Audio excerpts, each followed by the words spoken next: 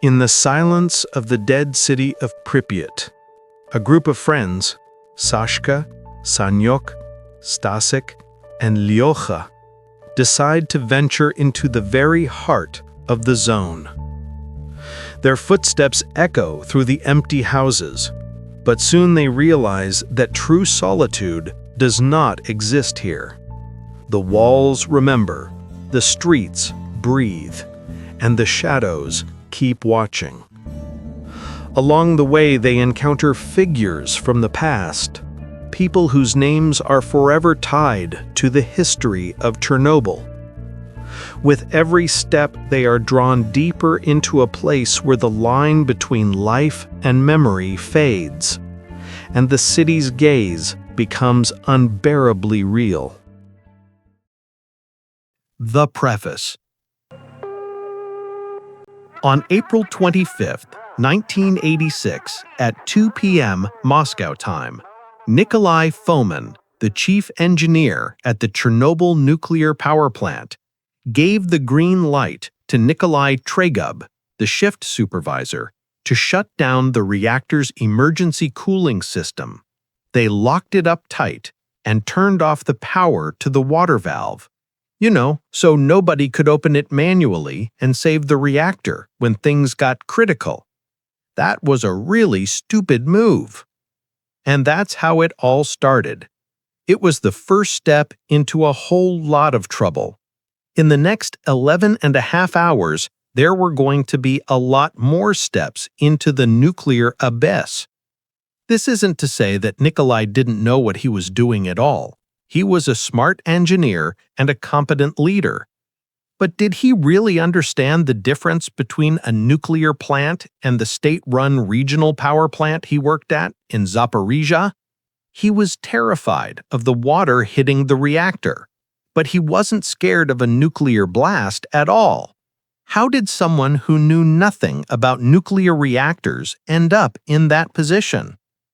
I have to say, this state of affairs was pretty typical in the Soviet nuclear industry.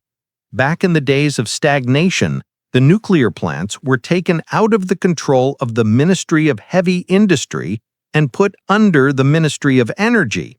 They didn't really see a difference between uranium and coal, But the Soviets did build a lot of nuclear plants quickly. There weren't enough experienced workers, so young, inexperienced people were sitting at the control panels. And the top positions were filled with brisk appointees from the Ministry of Energy, who knew about electricity, but not so much about radioactive uranium. So let's not blame Nikolai Maximovich Fomin entirely. By the way, Fomin might not have been at the plant on April 25, 1986. In December of '85, he got in a bad car accident that broke his back. He had a lot of rehab ahead of him, but he's a tough guy who did all that physical therapy and got himself back on his feet. On March 25th, to everyone's surprise, he showed up at work 1 month before the accident. Crazy.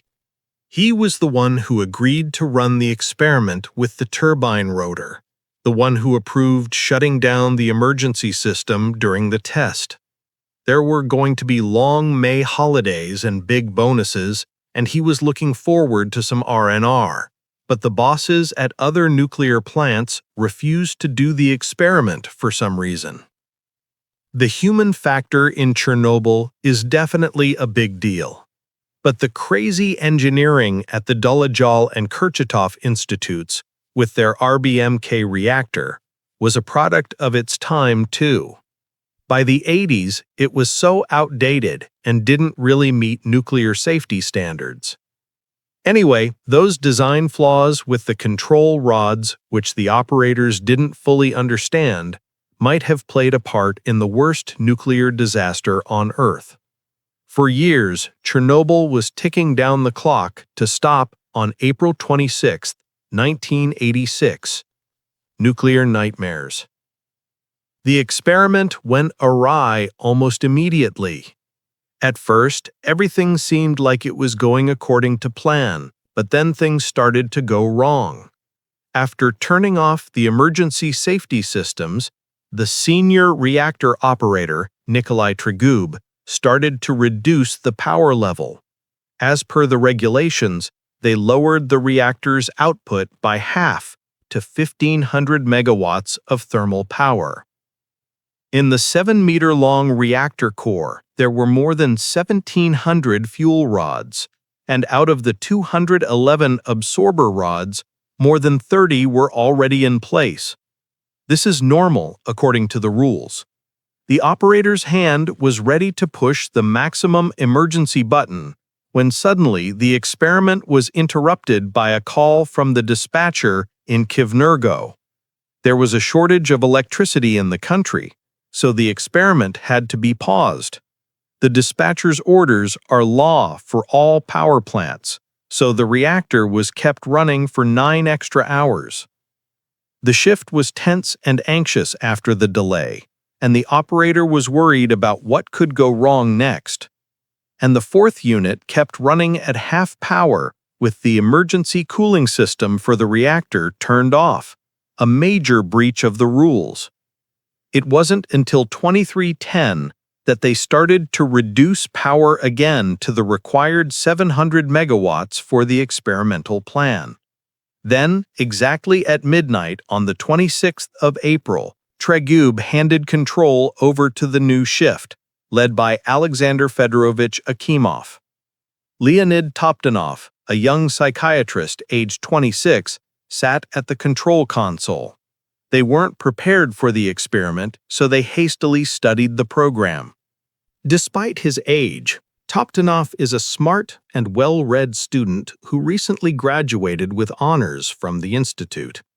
In this situation, he's the only nuclear physicist who really understands what's going on. But the older guys have a lot of power. Anatoly Dyatlov, the deputy head engineer, is especially tough. He's tall, old, with gray hair, and a gruff, quiet voice. He doesn't know much about uranium graphite reactors. He worked on ships with nuclear power plants in the Far East before, but he wields his power with a vengeance. When Toptanov switched to manual control and couldn't keep the power at 700 megawatts, dropping it to 30, Dyatlov started pressuring the young guy with his age and authority, demanding more power. Toptanov fought back hard, but Akimov was slow to respond.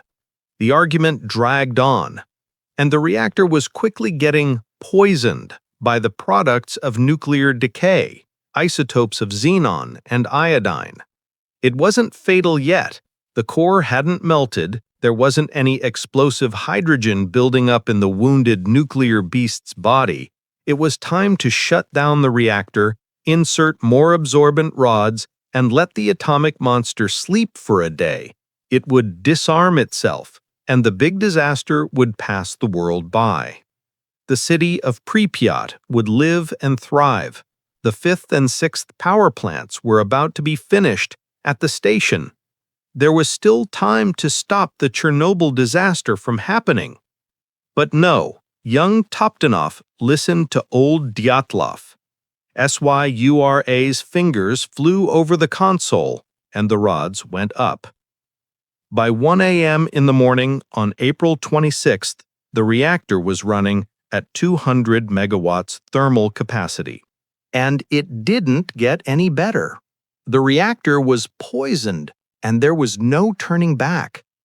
The rule said you shouldn't have less than 30 rods in the core, but Leonid Toptanov, who was under the supervision of the deputy chief engineer, had a lot less. Exactly how many? Well, the problem is, he didn't know.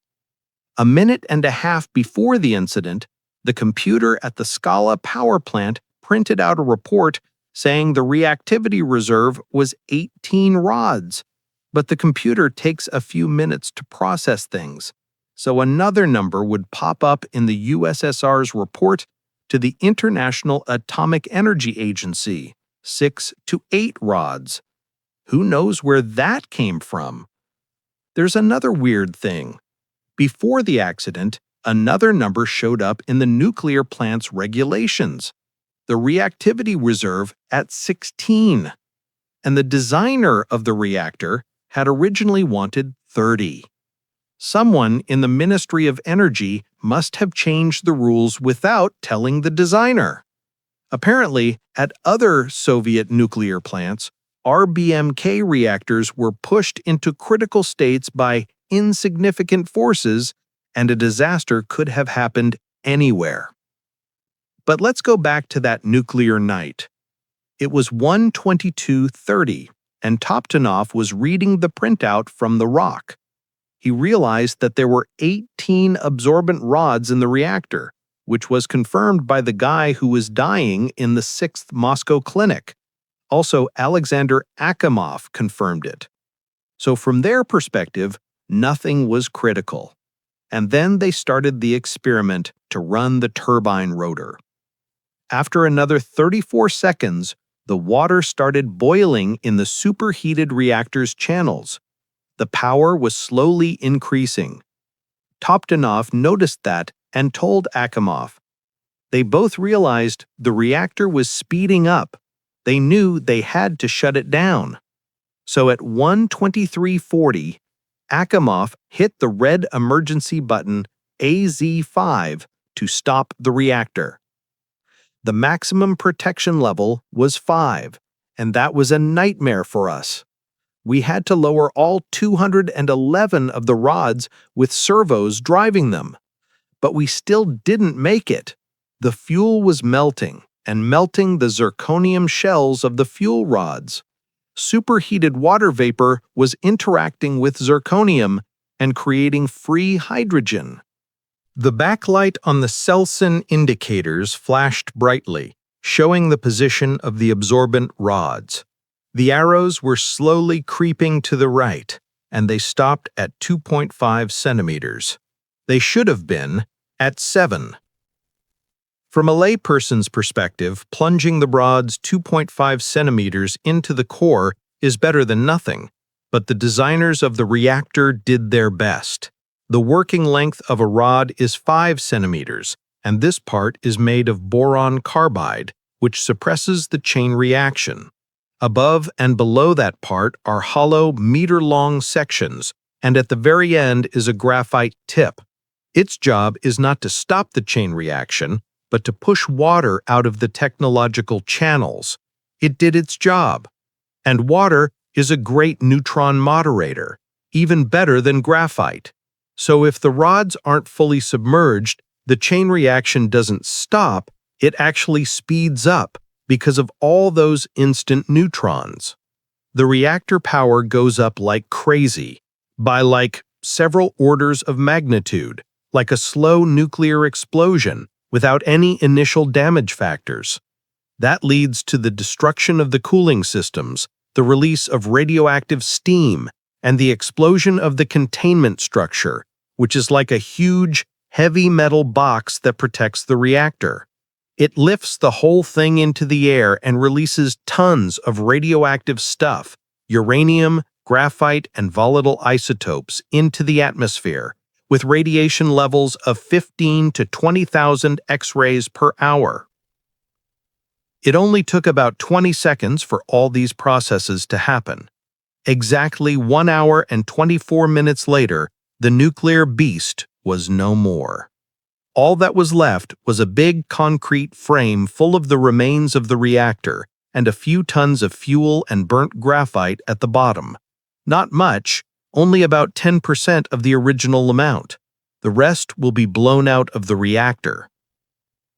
140,000 people have been permanently evacuated from a 30-kilometer exclusion zone around the site.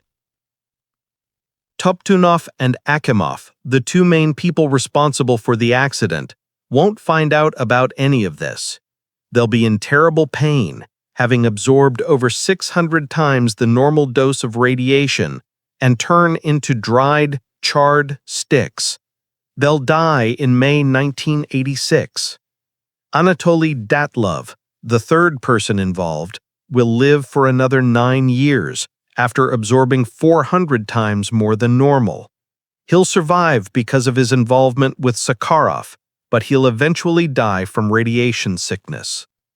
Viktor Petrovich, the director of Chernobyl nuclear power plant, who got a dose of 150 rads and was given a 10-year sentence, was released from prison in Kiev after the Soviet Union collapsed in 1992. He's still alive today. Nikolai Fomin, the chief engineer at Chernobyl, was also sentenced to 10 years. He tried to kill himself and went crazy, but was released early. After receiving treatment, he worked at the Kalinin nuclear power plant and retired in 2006. The developer of the RBMK nuclear reactor, Nikolai Antonovich Dolezhal, passed away peacefully in Moscow in 2000 after living a long 101-year life. No one would officially blame him for anything. He was simply removed from his position and sent into retirement. Years later, the creators of the popular British TV series Chernobyl portrayed Dolezhal as almost the main cause of the disaster through the character of academician Legasov. In any case, viewers were strongly influenced by the idea that Nikolai Antonovich designed the wrong absorber rod system and even created the fateful AZ5 button that would inevitably lead to a reactor explosion. This isn't entirely true. There are some drawbacks to the reactor, and it's not just the design of the fuel rods. It's a shame it's got no shell. It's bad that the fuel assemblies are surrounded by graphite honeycomb, which can start burning when the reactor crashes.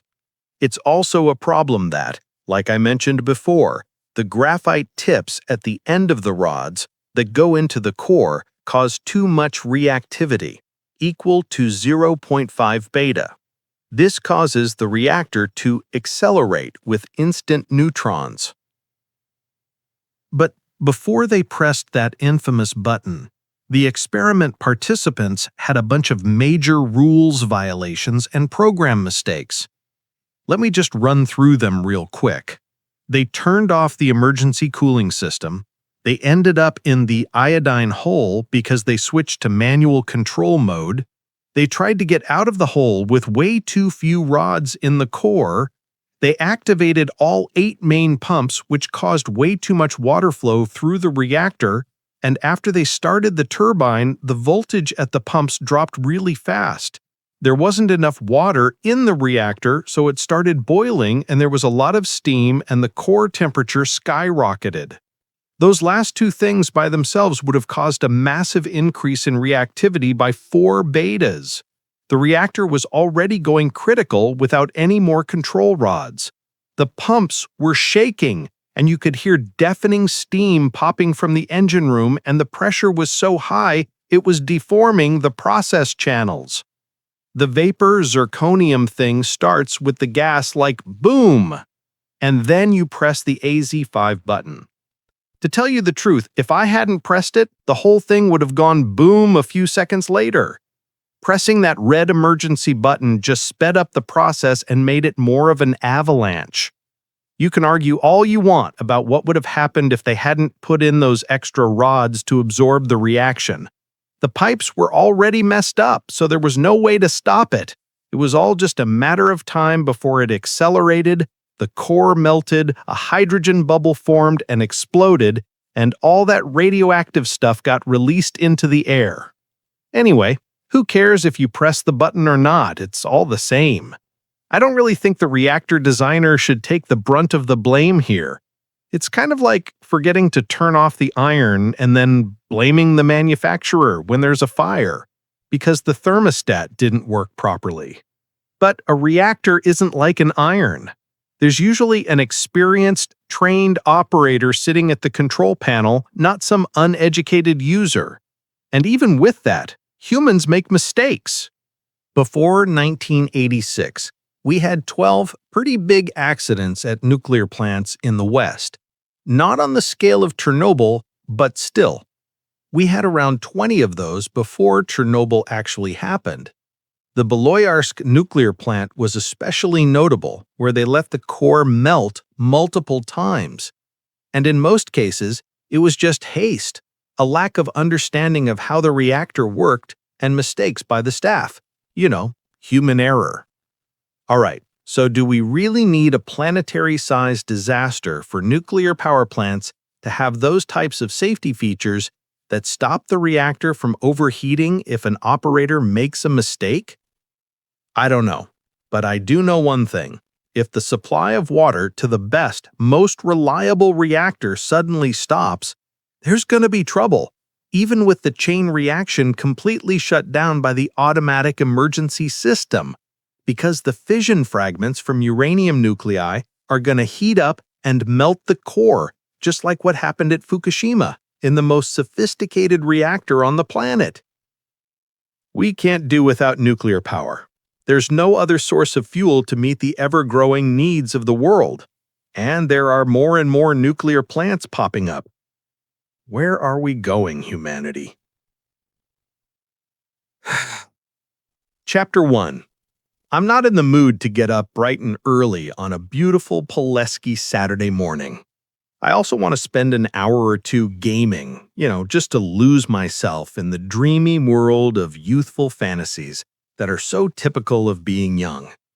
Then I want to stomp into the kitchen barefoot, open both windows, let out the last bits of dreams and school worries from yesterday, and feel the warm April breeze fill my lungs with the freshness of a brand new day.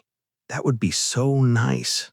But then the alarm on my electronic watch starts beeping, like it's trying to tell me there's no way I can sleep through such a great morning and skip school. Sashka lazily opened his eyes and angrily reached for his watch, which kept beeping and ringing, intending to smash it with his fist. But then he thought better of it and gently pressed one of the buttons. The annoying beeping stopped. He needed to take care of his watch's battery, too. That gadget was a prized possession for any self-respecting Soviet teenager over 13 years old. The boys didn't know that their watches were just cheap Chinese knockoffs that cost $1 in foreign ports. Our local traders sold them for 80 rubles, pretending they were cool American chronometers. So the proud owners sang a Russian version of the popular arabesque song, "Buy me, Mom! Wow, a watch! Wow!" with the word watch replaced by coward. The ones without watches sarcastically changed the word in the song and ran away from the angry, fake American watch owners. Those who didn't manage to get out ended up in the gym dressing room with their pants over their heads. Sasha reluctantly dragged his legs out of bed, ran his index finger over the silk fuzz on his top lip with satisfaction, hesitated for a moment about whether to put on sweats, and then, still in his undies, stomped off to the kitchen. When he arrived, the fridge in Krasnoyarsk gently clicked and purred, like it was welcoming the new apartment owner. Today, Sanka was the big man of the house. His mom was working a night shift at a medical unit on Ognieva Street, so no one stopped him from drinking cold milk straight from a carton he pulled out of the fridge. The day started off well, for sure. Then the radio on the wall made some clicking noises, then started singing a folk song based on a poem by Taras Shevchenko, and then said, in a nice, smooth female voice, "This is Kiev. Efiri Persha is on with a Ukrainian program. We'll be talking about this year's events on all Union radio programs." Sasha finished eating the cheesecake, which was already a bit stale, but still smelled good. He abruptly opened the window, the glass rattling in protest, leaned over the ledge, and looked down. The young poplar trees barely reached the second story. The 9-story building on Lazarev Street, where Sanyok lived with his mom, was kind of a local landmark, thanks to the stupid slogan on the roof that said, "You'll be a robot, not a soldier," in big iron letters. The first part of the slogan had made Sasha's friends laugh at him, and lots of tourists thought it was their duty to take a photo of themselves in front of the weird building. After he finished chewing, Sasha looked across the street and saw. His eyes wandered over the tall three-story communications building and landed on the brand-new vocational school buildings. If he did as well in school next year as he did this year, maybe he'd have to study to be a car mechanic or something. All of a sudden, something caught the boy's attention. He sniffed the air and smelled something burning. That smell was like in the villages in winter, when people burned coal in their stoves. But why would anyone burn coal in a big city like this? Sasha looked around in disbelief, squinting at the central square. 2 police cars were parked near the shopping mall near the Palace of Culture, and there were about 24 police officers running around. Had someone robbed a store or a restaurant? The black Volga squealed to a halt in front of the communications center entrance. 4 guys in gray suits jumped out and hurried inside. Sashka recognized one of them, Viktor Kluchkov, head of the local UKGB office. Kluchkov lives in a high-rise building with the Ukrainian SSR coat of arms on it, and he's a terror to schoolyard hooligans. For some reason, the adults in the neighborhood are scared of him too. I mean, he's not even the police chief.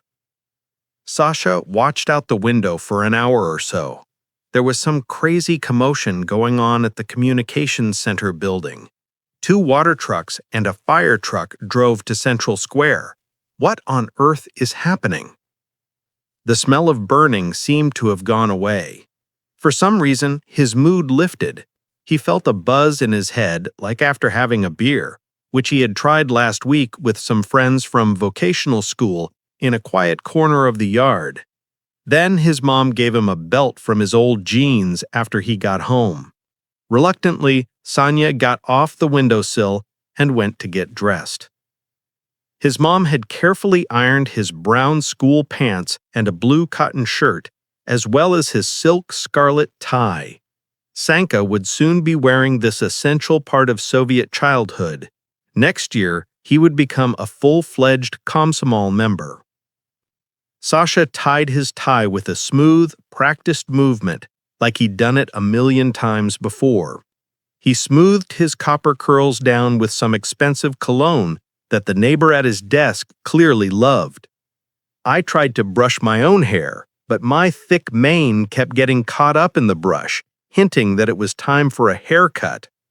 Sasha wasn't the neatest guy when it came to his appearance, but he knew that girls in school liked him enough to care. Sasha and Sashka were 2 different people. At school, Sasha was all business, but with the guys in the yard, he was Sashka, the life of the party. 10 minutes later, the little kid slammed his apartment door shut, and with a roar like a freight train, he jumped 2 steps at a time down the stairs. The stairs shook loudly. Sasha happily slapped his hands on the metal mailboxes and leapt out onto the porch, making an incredible noise. The mean neighbor, Baba Klaff, would definitely complain to our mom. Oh well, it's worth it for the good mood of Saturday morning. I have to be at school till 2 in the afternoon, and then I can go to the river, but the water's still cold. I can also go to the pool or the Prometheus Cinema for the movie The End of Resident with Georgy Zhuzhanov. You never know where a 14-year-old can go for a day without a plan until Monday.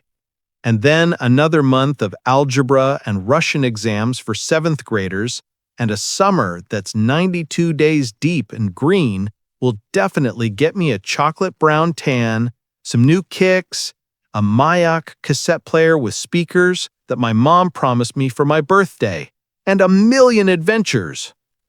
Sasha's eyes landed on the building of the Golden Key Kindergarten lined with pretty pink tiles. Man, what a carefree life those little ones lead. No homework, no lessons. They just play all day, sleep, and eat porridge for breakfast, or maybe casserole, borscht for lunch, and casserole again for afternoon tea. Sasha shivered. He didn't want to think about that casserole. It was so bland and hard to swallow, and the kids called it stuffing. But maybe it's better to eat that stuffing than to have to sit through 6 school lessons every day, freezing in fear every time the teacher said, "Next, please."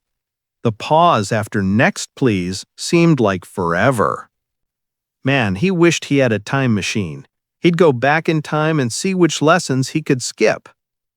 A giant orange water truck was slowly creeping down Kurchatov Street. It was spewing out huge fountains of water, flooding the asphalt and sidewalks with white foam. It smelled really nasty. Sasha didn't want to get a surprise shower, so she quickly crossed the street and ran down a path between 2 buildings. She dodged the school cafeteria and jumped to the front of school number 2.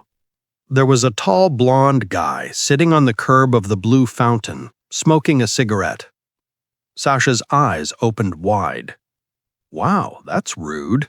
She mentally hoped the fountain would turn on and soak him. The guy reluctantly tossed his half-smoked cigarette away. Sane wanted to say something mean, but stopped when the guy gave her a weird look. "Hey, Zarubin," Stas greeted me first. "They say there's been an accident at the power plant. It's serious. And a fire. Maybe we won't have classes today." Sasha casually sat down next to me. The meaning of the conversation didn't quite register with him, but he suddenly realized he'd left his plastic briefcase full of textbooks and notebooks at home for some reason. "What kind of accident?" I blinked in confusion. "Which power plant?" "Not the bus station," Stas barked, sounding angry. "The nuclear power plant." His eyes were gleaming feverishly. He was unusually agitated, and there was a hoarseness to his voice. Unknowingly, he scratched his legs every now and then. Little did they know that those were the first symptoms of moderate radiation exposure. Moderate for now. That Saturday morning, most residents of Pripyat experienced similar symptoms to varying degrees. Sasha looked at Stasia, scratching his calves in thought. "I smelled smoke at home this morning, like coal burning," Sanyok suddenly said. Stas responded irritably. "What a pain. They have bitumen on their power plant's roofs, so it's burning. There's a fire going on over there. Who knows what's going on over there? We couldn't even get through to the train station this morning. Our phone's tone generator was singing. We were dialing the number but no connection, and the 8 key wasn't working at all." Sashka looked at Stasik, the 9th grader, with respect and a bit of caution. Stas was a tech-savvy guy, well-versed in all things science and tech. For that he was respected, and also for his strong-looking fists, which seemed like they were made of iron. Nobody really knew what else he had going on. But his temper was flighty, though. It was said that during the start of the school year, after a showdown in the bathroom with 2 older guys in 10th grade who had mustaches, Stas ripped off the seal off the fire extinguisher and used the caustic foam to cool off the other guys' fighting spirits. There was enough foam to cover both of them and the entire bathroom, hallway, and stairs. The 3 of them spent the whole autumn break under parental house arrest, and nobody else messed with Stan at school. It was 8 p.m., and the courtyard was packed with noisy students. Groups of students and teachers were slowly trickling into the building, spreading out through the hallways and classrooms. It was the start of the 6-hour school day, and nobody seemed to be canceling classes. Suddenly, Sasha announced, "I forgot my backpack with all my textbooks at home." Stas responded, "Didn't you also forget your brain at home?" "Well, I didn't even bring my uniform either, and the first class is PE." Sanka trailed off, waiting for the next part of his sentence. The senior knew he would have to take the blame for skipping school. Stas didn't make him wait long. So I don't plan on going to school today. I'm going to grab my bike and head to my dad's work. You can stay here and chew on some science. My teeth are killing me. Sasha raised his hand in a diagonal across his forehead, grinning. I'm ready to skip class any day. What's the point of going to school when they might not even let you in? Let's check out the view from the top of that 16-story building across the street. Stas thought for a moment, then grabbed his backpack from the bench and slung it over his shoulder, nodding silently towards the path through the lilacs. Sonia looked back at the school steps. 4 wide stairs, 2 streetlights in their white shades, the blue plaque, Secondary School Number 2. The principal, Mikhail Pavlovich, stood frozen on the stairs, watching the students run away through his thick glasses. Later, Sasha would see that porch again, years later when he returned to the city as a Ukrainian citizen, and the past would sadly look back at Alexander through the shattered windows of the old school. Chapter 2. If Sasha and Stasik didn't miss their classes, their lives might have turned out differently. In the morning, the head of the Pripyat City Executive Committee, Vladimir Pavlovich Voloshko, called the school principals without permission from his bosses. He told them to close all schools until Monday, without explaining the reason. The teachers didn't understand what was going on, but they told the students to go home, close the windows, and clean their apartments. Meanwhile, the communication center employees, following the instructions of the city's state security service, will get all the city phones working again, except the NPP phones, and they'll block inner-city access to stop any information leaks. Only long-distance calls will work from the nuclear power plant's underground bunker and the office of Pripyat's first secretary, Alexander Saragovich Gumanyuk. Having city phones on will calm some of the city residents, but the lack of inner city will leave the rest of the country in the dark until Monday. At 8:30 in the morning, Stas and San took the elevator up to the 3rd floor of 7 Lazarev Street. "Wait for me by the stairs," said Stas softly. "I need to grab my binoculars from home." A dog barked outside Stas's door, and he quickly grabbed the angry black pinscher that jumped into the hallway. The dog tried to bite Sasha's pants, but Stas quickly shooed him away, and he disappeared into the apartment. It took Stas about 10 minutes to find the binoculars. It must have been hard to find anything in a typical Soviet teenager's messy room. Sasha leaned against the wall and watched the elevator, electrical panels, and garbage chute. The chute's bucket was half open and smelled pretty bad. Garbage chutes are not the best invention. It's great to throw away trash without leaving the house, but back then, people didn't even have garbage bags. That's why all high-rises smelled like garbage. Sanyok was about to light up someone else's place with a Famia smokes, but he thought better of it, remembering his older buddy's uncontrollable temper. "Hey, Mom, I know where I'm heading." Stas's muffled bass came from behind the door. The lock clicked, and Stas ducked, quickly jumping out onto the staircase, stopping Pincher from attacking Sasha again. Stas pressed the elevator button with his thumb and proudly waved his black leather bag in front of Sasha's face. "BPC2 Binocs, 20 by X. With these, you can see Mir Station, Krishatik Street, and the girls at the Vogue School locker room." "Wow, really?" Sanyok admired naively. "Rent the Binocs to the guys. You'd be a millionaire." Stas stared suspiciously at his young friend for a few moments, wondering who was pulling his leg. "With your long hair, you could visit the locker room yourself. No one would know the difference with a girl." The elevator doors flew open, cutting off the tussle that had started. The skyscraper building was decorated with a giant coat of arms from the Ukrainian SSR. It was a 16-story building on Lazareva Street, number 7. And it was a replica of the tallest building in the city. But this one had the Soviet Union's coat of arms instead. In Atomograd, they were very political about everything. But could it have been any other way back then? The guys walked along the roof of the building, carefully avoiding the lines of radio and TV antennas that were strung up there. It was hot, and their sneakers tried to stick to the roof. The smell of burning, 50 stories up, was stronger and more pungent. Sasha ran his hands over the strange black dust that coated the antennas in a thin layer. He lifted his hand to his nose, sniffed, and wrinkled it in disgust. Have you ever seen dust that smells like electricity? There was no answer. Sonya looked at Stas, who was standing there like a statue, gripping the binoculars.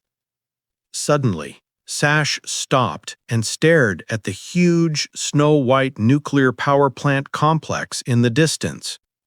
Huge, billowing, almost see-through clouds of red-hot smoke were rising from the 4th reactor. In a flash, Sanyok ran up to Stas, jumped on the curb, and grabbed the concrete fence for support. "What's going on? Is there a fire?" Stas, still watching through the binos, licked his suddenly dry lips. "There's no sign of any fire," he said, sounding confused. "But there are a ton of cops around the station, like hundreds of them." "Oh, I think I saw the general." "No, maybe not him." "I also saw 3 ambulances heading into town." "Oh man, a police car is driving up the highway from Chernobyl. Holy cow! Not just a single cop, but a whole convoy." "Awesome, awesome! A helicopter's flying over, circling the station." "Ah, the flashing lights are on. Heading towards Ogneva, the medical center." "My mom's there right now," Sasha shouted nervously. "She got called in the middle of the night for work." A sudden gust of wind hit the guys from the Yanov direction. The burning smell intensified, along with a sharp scent of ozone. Both of them coughed, their throats feeling dry. Their skin tightened uncomfortably on their faces. It was at this point that the wind changed direction, blowing from the southwest instead of the southeast. At night, the cloud of radioactive dust passed over the city, but it missed the overpass, only lightly affecting it.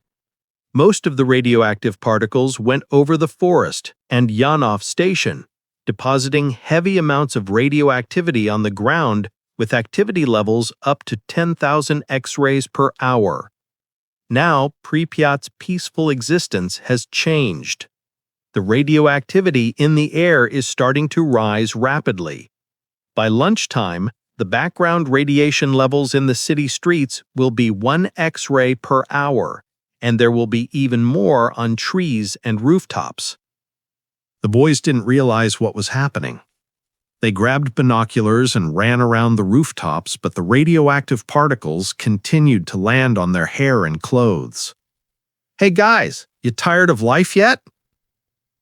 A cop in full uniform climbed up onto the roof from the entrance, folded his arms across his chest, and gave the guys a stern look. His face was powdery white, like he'd been dusted with baby powder, and his shirt was drenched in sweat.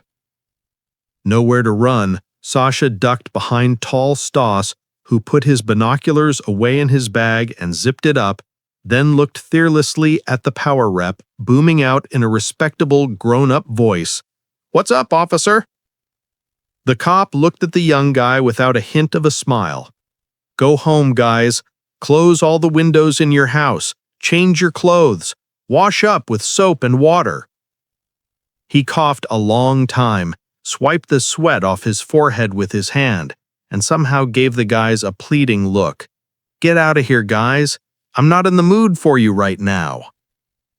In a few hours, A bunch of cops are going to be going around the tall buildings in Pripyat, checking the roofs and locking them down.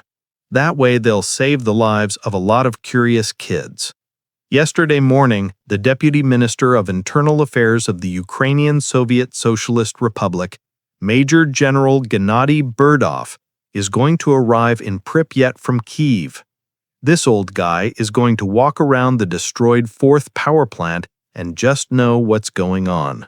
This heavily irradiated, gray-haired dude who knows nothing about nuclear physics, unlike those two guys who were in a daze, is going to start taking action.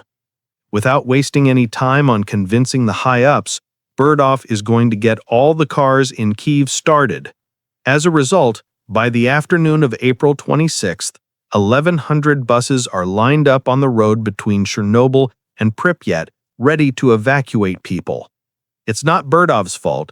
The government committee delayed the evacuation by almost a day. On Burdov's orders, like 1,000 cops showed up in Pripyat and made a human barrier around the station, the town, and the radioactive water cooling pool. They went through all the local hangouts, calming down angry people and saving a ton of lives. Every cop, from newbies to majors, got seriously irradiated, but they wouldn't leave until the chemical protection team showed up. Back in the day, somewhere else, in another country. Chapter 3. Stas was in the yard when he got hit with questions from his friends, Roma and Bogdan. They'd just run out of school and told him classes were canceled until further notice. No homework. Just go home, lock the windows, do a deep clean. So they said there's a fire at the train station, and the wind might blow some dangerous stuff our way, said Bogdan, his voice cracking. Also, they said we should all stay in class after school until they give us some pills, added Roma, his voice high-pitched. Man, we're so mad. Are we getting sick or what? Are we even taking the pills? Stas suddenly perked up. He was listening intently to the guys, leaning on his bike handlebars. He was about to head to the station to pick up his dad. So, what kind of pills are we talking about here? He asked. Well, I think it's potassium iodide and pentalgin or something, replied Roma, stuttering. Stas repeated the names. There was a pause. Stas frowned and thought for a moment. He knew what those meds were. A few years back, after that incident at Unit 1, his dad had been taking them for a while and they were still at home in their medicine cabinet, just in case. Seriously, radiation? Stas asked, quietly and worriedly. With all that burning smell, the weird dust on the roof, closed schools and pills? Sasha interrupted. Come on, what kind of radiation are you talking about? It's a fire, man. Bitumen and all that stuff burns, so there's smoke and soot everywhere. That's why they're sending people home to make sure they don't breathe it in. The guys went quiet, and there wasn't any smell of smoke in the yard. All the lilacs in Pulaski were full of that spring scent, and the young light green tree branches cast a not too thick shadow over the wet grass. Sparrows were hopping around the sandbox, making a lot of noise, and a red cat was sitting on the kindergarten fence, watching the mischievous birds and probably planning to join in their fight. Two guys climbed up on the porch of the kids' clinic, unfolding a big banner made of red fabric. The young city was preparing to celebrate its 16th May Day. It all seemed so familiar, but kids' hearts were racing with excitement, like they were going to school exams instead of on spring break. So I went to work with my dad, said Stas after a long silence, and I want to know what's going on and how it all works. I'm just checking things out. Bogdan and Roma were trying to convince their friend Sasha to join them on their bike ride, but he was hesitant because he didn't have his own bike. Who do you think they're going to let into that place? Sasha shouted, trying to dissuade them. There's a ton of police there. They'll arrest you for sure. But Bogdan and Roma just ignored him and ran home to get their bikes. The porch shook as they did, and an echo of their footsteps rang out like a galloping horse when they went outside. Then Stasik offered for Sasha to ride on the back of his bike, but Sasha shook his head and said, "You're so skinny, I'd probably weigh you down and slow you down." Stas was left hanging in the air with his legs stretched out, not knowing what to do. Sasha didn't want to get on Stas's bad side, but he also didn't really enjoy riding on the back of his bike. After that, his butt hurt for a long time, like when his dad would give him a spanking. Also, those words Stas said about radiation and pills kept running through his mind. So Sasha decided to just take a shower and change clothes, just in case. "I'm heading home," Sasha yelled, not wanting to get near Stas when he was in a bad mood. "I've got plans today anyway. Why would I risk going to the train station if there's a risk of radiation?" Suddenly, Stas's bike started moving by itself, the chain making a squeaking sound, the bell ringing threateningly, and the back wheel slipping on the sand. Laughing happily, Sasha ran home. I ran out onto the porch. There he was, cursing up a storm at the whole backyard. Stasik, trying in vain to untangle himself from the bike that had fallen over. Sanyok, startled, took a deep breath. Who knew this would end like this? Stasik's such a klutz, always getting himself into trouble, and now he'd be grounded for a week. But it turned out great. Too bad Lyokha's buddy from Class 8A didn't have a camera, though. Then we could have traded negatives for immunity with Stasik. Sasha heard the phone ringing as he was riding the elevator up. The phone in the apartment was blaring loudly, probably designed for people who have hearing issues. Or maybe the deaf person at the factory installed it? Anyway, as soon as the phone started ringing, the neighbor's dog started barking. It wasn't pretty, but it sure was loud. For the dog's sake and his owner's nerves, Sasha had been trying to turn off the damn thing at night, but because of his parents' jobs, the phone had to be on all the time. As he rode to the 8th floor, he opened the door to his apartment, and the phone was still ringing. He stormed into the living room, still in his shoes, and answered the call. "Yeah," he shouted into the phone. "What's up, man?" Lyokha's voice sounded weird with all the static and crackles. "Why aren't you at school?" Sasha asked. "Yeah, well, you know how it is," he trailed off. "What's up with your phone, man? I can't hear you at all," Lech yelled from somewhere in the distance. "Things are crazy here. The power plant's on fire. We got pills at school because the reactor needed an ambulance. It's all radiation and cops everywhere, and a bus full of people just arrived." Sasha, who was standing next to me, said, "Yeah, we were on the rooftop and looked through binos, but we didn't see anything burning. It was put out a while ago." Lech sounded disappointed. "Oh, you saw it already, huh? Anyway, come over here. Lenin Street's closer, and we can see better from there." I replied, "Okay, I'll give my parents a call and head over." Sasha tried to call his mom's cell phone, but all he heard were short beeps. So he dialed the main office number for the power plant and got the busy signal. He kept trying, but it was no use. Maybe the phone system was down.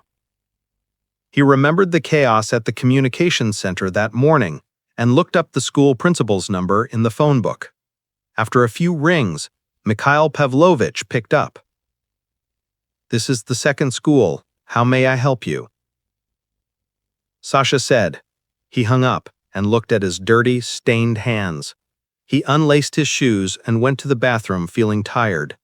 If anyone had checked his shoes for radiation, the meter would have probably shown 25 X-rays, the maximum annual dose for workers at a nuclear power plant. But no one knew what the real radiation levels were in Pripyat on April 26th.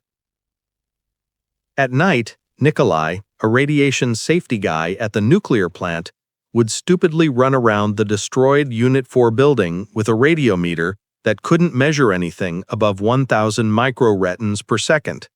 The meter's needle would hit the top of the scale on all settings. Because of that, the plant manager, Victor, made a wrong assumption about there being radiation levels in the unit that weren't more than 5 X-rays. In the wee hours of the morning, Vorobyov, the civil defense chief, would show up at the plant with a radiation meter that could read 250 X-rays an hour. It would go off the charts. Brukhanov, the plant manager, would just ignore Vorobyov and tell Moscow the radiation levels were normal. Moscow would tell them to send water to the reactor even though it didn't exist. They wasted valuable time, and the firefighters and staff got badly irradiated. By the time they got to the 6th Moscow hospital, their bodies were forever tanned brown from the radiation.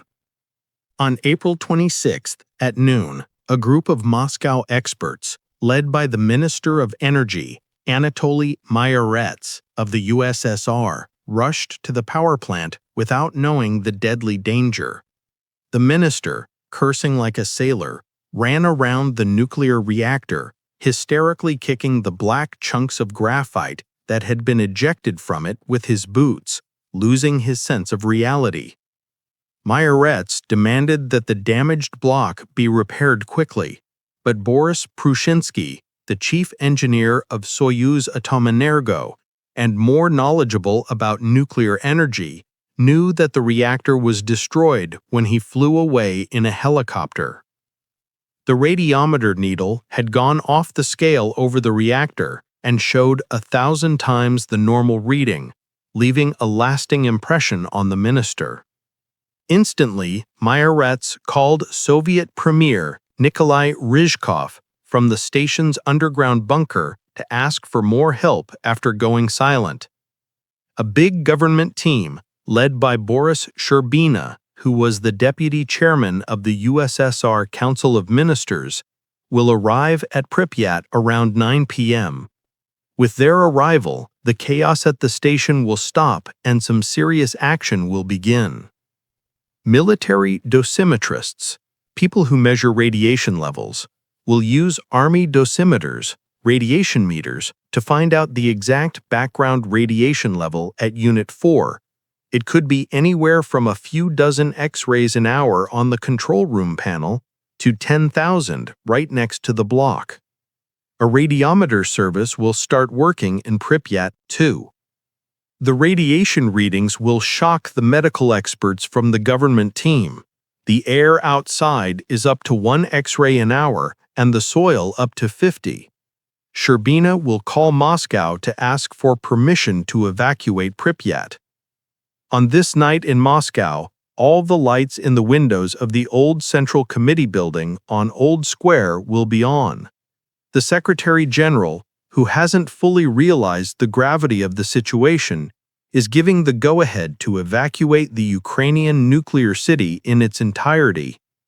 Maybe for the first time ever in the history of the big country, a new Soviet leader with a practical mindset put people's safety above the interests of the state. The former leadership of the USSR probably wouldn't have dared reveal the extent of the disaster by evacuating 49,000 people in peacetime. Keep that in mind when you usually criticize Gorbachev. Sasha still didn't know about any of this until Saturday morning. He also didn't know that at the Pripyat hospital, his mom, along with the other doctors, were still fighting for the lives of 150 people brought in from the nuclear plant. A lot of them were in really bad shape. The firefighters' uniforms had turned to stone from all the radiation they'd been exposed to. Vladimir Sanyok, the maintenance engineer, had already died from his injuries and the radiation. Alexander Lyokha, the deputy head of the electrical department, had gotten burned with 2,500 rems. The trainees, Kudryavtsev and Proskoryakov, were young and blackened from looking down into the reactor core. They couldn't even straighten their arms anymore. Akimov and Toptunov were so swollen and burned that they couldn't speak. Anatoly Kurguz's and Pyotr Polomarchuk's skin hung in tatters from being burned by the radioactive steam. Dozens of firefighters who were putting out the fire on the engine room roof are lying in their beds, delirious from the heat. They're getting IVs of saline solution and injections of penticin in their veins. There's not enough saline solution for everyone. They make it at a pharmacy near Kuchatov Street and bring it to the hospital, even hot. They don't have enough doctors or nurses. The doctors themselves are barely standing because they got radiation from the windows and the patients they treated. But a plane with doctors from the best clinic in Moscow is landing in Giuliani. In Kyiv, the Moscow doctors will work with the specialists from the Kyiv Institute of Radiology to come to Pripyat. They'll be there in 2 hours, and they're the best in nuclear disaster medicine. They'll look at the victims and know how big the problem is. The people who got exposed will be divided between 2 hospitals depending on how bad it is. The doctors in both cities will try their best to save those who got radiation sickness. But 20th century medicine isn't all-powerful. It can't save 31 people from atomic death. Only 131 others will survive acute radiation sickness. Nobody knows how many people were affected by Chernobyl. Sasha learns all this later. Meanwhile, he changes his X-ray-drenched school uniform for clean clothes and runs through the city toward the mad, peaceful Atom. The last Saturday night in April was hot and calm. The sun had set an hour ago, and the spring twilight was giving up its watch to the dark night. The wind had slowed down during the day and finally died out, either hiding in the forest or dozing off from heat in the Polesky steppe. Young pine trees were asleep, waiting for Sunday. But the city just wouldn't stop. The windows of the government buildings, usually dark this time of night, were now lit up with bright fluorescent lights. The doors to the offices on every floor were wide open. Telephones were ringing with angry male voices. And the long-distance communication lines were overloaded, clicking as the switchboard tried to connect people. Only high-frequency communication seemed to be working properly, linking government officials with big shots in Kyiv and Moscow. But the bureaucratic machine was still turning, albeit slowly. With the work week starting, it would pick up speed and swallow billions of rubles. Dozens of villages and tons of radioactive trash will literally be buried here. Hundreds of big machines will break down, and a giant concrete sarcophagus will permanently cover the reactor with all the plans and futures of thousands of people whose health has been destroyed. But so far, nobody really knows the full extent of the tragedy. There's a huge disaster lurking in the darkness of the night. Chernobyl is being referred to as a minor accident, with only one town, Pripyat, being evacuated.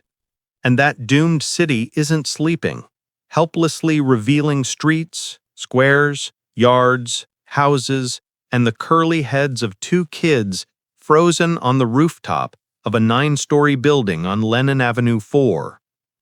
This high-rise is one of the closest buildings to the nuclear power plant site in Pripyat. It's only 2.5 miles away from there to the 4th reactor block. Gamma radiation doesn't penetrate the atmosphere for more than a couple of hours, and those dangerous beta particles get totally neutralized in the air about 10 meters from the core. That's why those guys are relatively safe.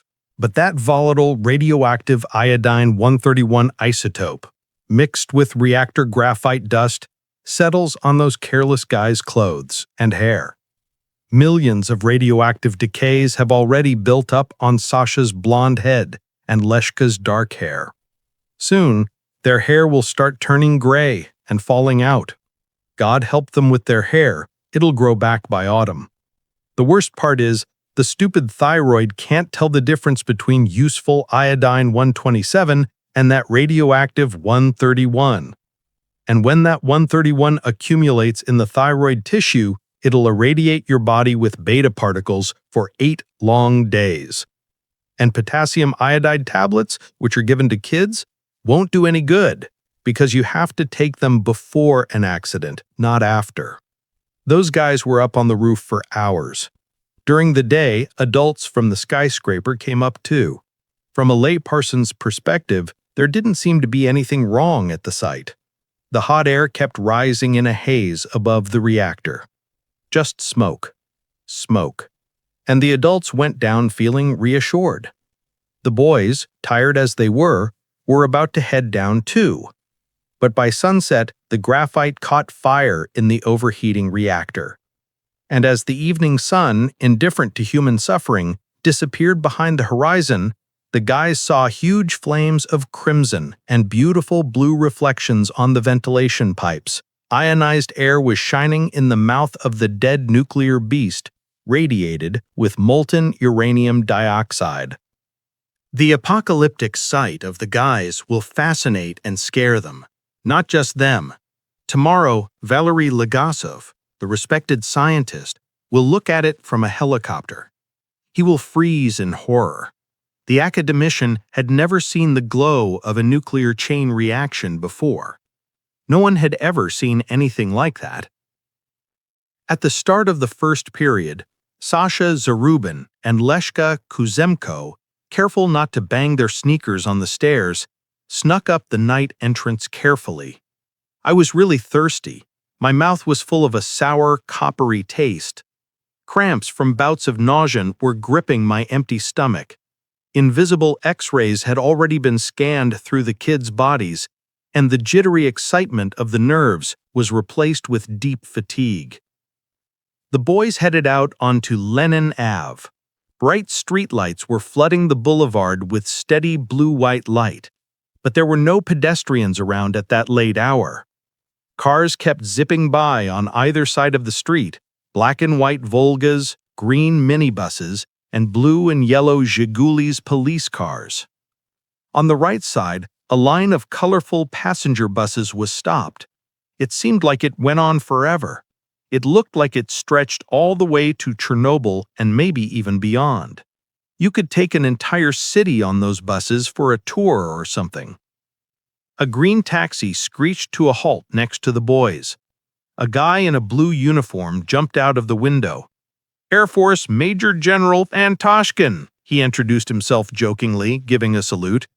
"Guys, am I heading to the Gorky Fest, right?" "That's right," Sasha confirmed wearily. "Just keep going straight and then turn right at the central square. And then, right behind the hotel, there's a hill.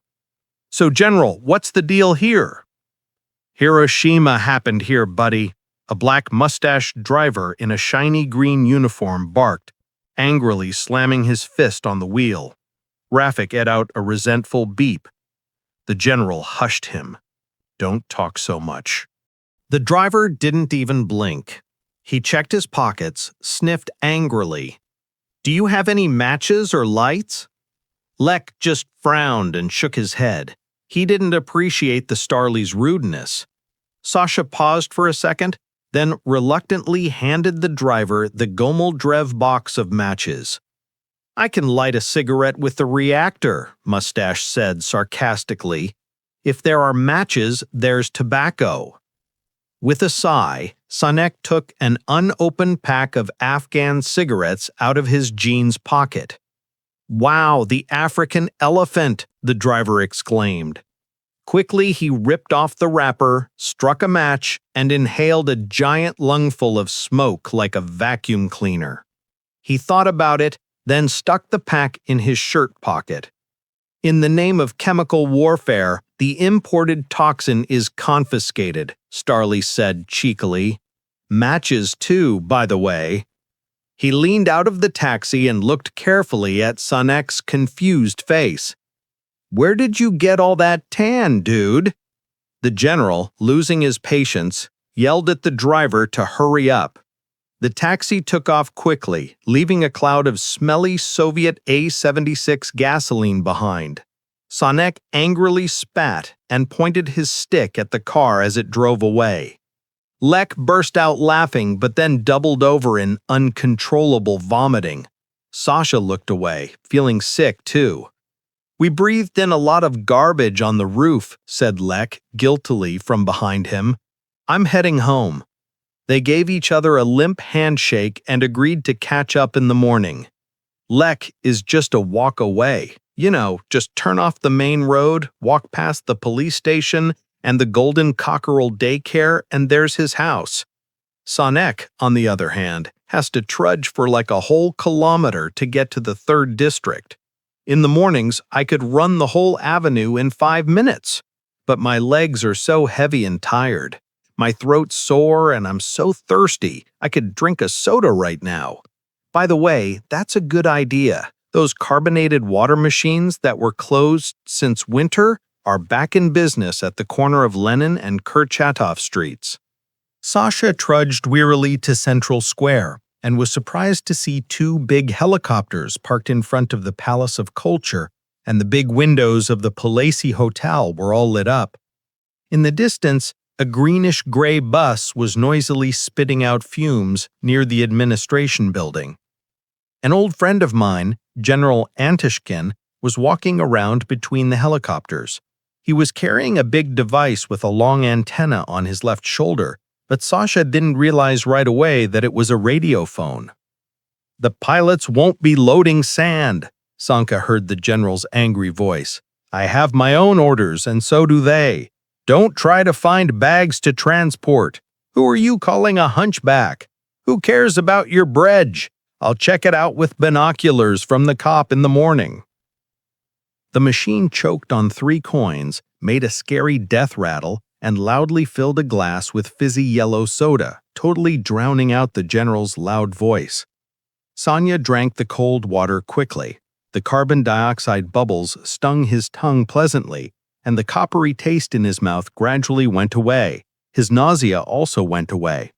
Sanya was thinking about getting another drink when all of a sudden there were weird crackles and clicks coming from around the corner. He jumped back in fear. A man in a mask and a green protective suit stepped out onto the street.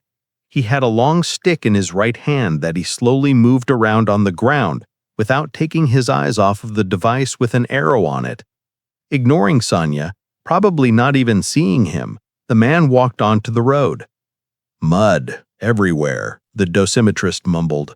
"Dirt on the ground, in the air, everywhere." His footsteps faded away. When Sashka opened the door to their apartment on the 8th floor, the door lock clicked, betraying his nocturnal visitor. The springs of the sofa creaked as he sat down, and his mom appeared in the living room doorway wearing a nightgown. "Sashka, where have you been?" she asked. Sashka mumbled something about visiting a friend, Lyokha, and playing on his TV console. They lost track of time and didn't realize how late it had gotten. His mom gently tousled his blonde locks, noticing how messy they were. "You should wash your hair in the morning," she said. She had to leave for work early again, so she asked if he wanted to eat. But Sashka said no. He just wanted some tea. What was going on at the hospital? His mom didn't respond, but she went into the kitchen without turning on the lights. Sashka followed her and opened the fridge, grabbing a pack of butter. "Hey, where are you going with your dirty hands?" Mom said, not even turning to look at him. "Go wash them, at least." Sasha groaned in frustration, but he went back to the bathroom. He flicked the light switch on. Slowly, he took off his shirt. Warily, he glanced at the half-closed door. He locked it and unbuckled his belt. His jeans fell to the floor, the buckle clanging against the tile. But no, this can't be. It just can't happen.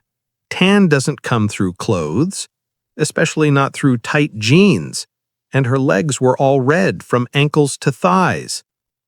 Sashka stared at himself in the mirror, eyes wide with horror.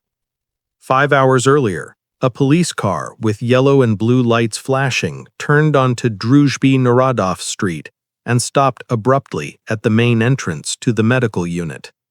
A middle-aged police officer rushed towards the paramedics with surprising agility. "Help me! I've picked up 2 boys here. Something is really wrong with them." "Yes, we'll help you," Stan shouted, assisting 2 younger colleagues from the back seat of the car. The boys swayed and stumbled, occasionally losing their balance.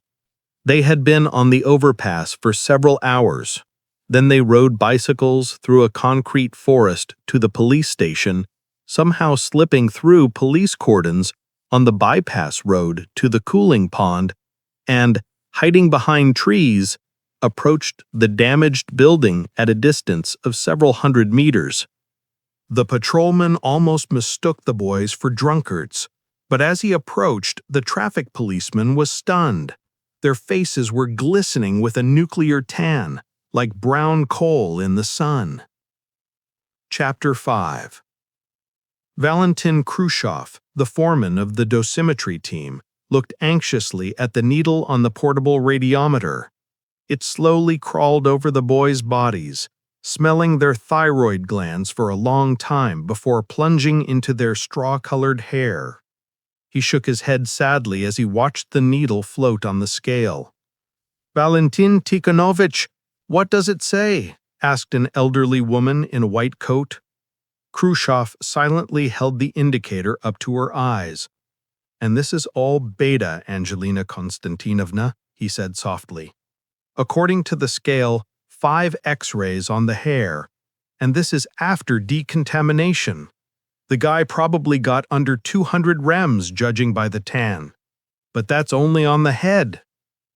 Angelina Konstantinovna Guskova, a radiologist with over 40 years of experience, pressed her temples with her palms. Deep wrinkles appeared on her forehead as she stared painfully at the sleeping brown face of Stas. "You know, Valentin, I've worked in radiology for a long time, and I've seen a lot of people in the 6th clinic, but I've never seen children who have been exposed to radiation before. What were the drugs administered to these children?" Ludmila Ivanovna, a therapist from the Pripyat medical unit, answered, 2 droppers of saline solution, 5 cubes of pentacin injected intravenously, and 5 cubes of diazepam given intramuscularly immediately upon admission. The bearded doctor asked, "Why the diazepam?" Ludmila smiled sadly and said, "It's part of the standard treatment for exposure to radiation." "Yes, you see, Georgy Dmitrievich, they had nuclear excitement. The boys were fighting at the entrance. We won't take off our clothes. We won't get washed. The men in the room were shouting obscenities at them and us. We fought with them.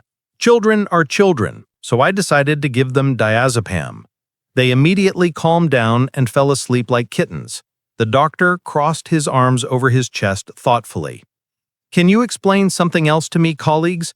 The guys have severe redness on their faces, but their bodies are hardly red, and surprisingly, their white blood cells are normal. That is, only their heads were exposed to radiation. How is that?" Suddenly, Stasik moved, coughed without opening his eyes, and ran his hand over the sheet. "And there was a concrete fence," the boy said hoarsely. "We hid behind it. I thought if it was really radiation, concrete would protect us, and we just put our heads out and looked." Angelina Konstantinovna smiled with relief. The old doctor's heart was warmed up. If the boy was himself, then he would come to his senses.